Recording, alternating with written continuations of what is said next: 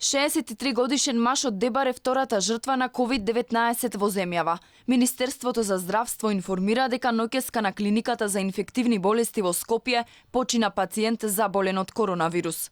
Пациентот е хоспитализиран на клиниката за инфективни болести и фебрилни состојби на 17 март без покачена температура, но со наот на белите дробови и бил зависен од кислород.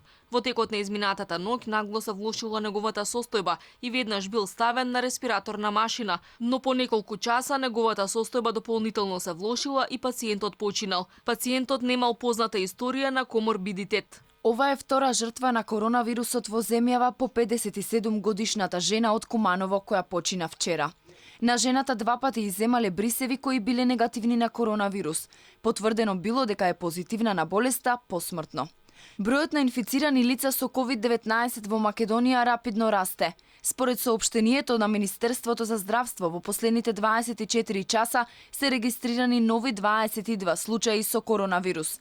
Со ова вкупната бројка на заразени се искачи на 136, од кои еден излекуван и двајца починати.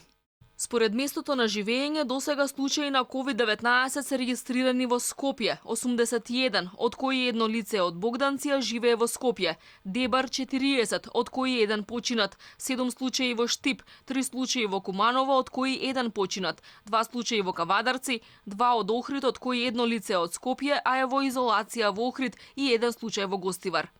Во меѓувреме, околу 235 лица се во државен карантин во Скопје и Демиркапија.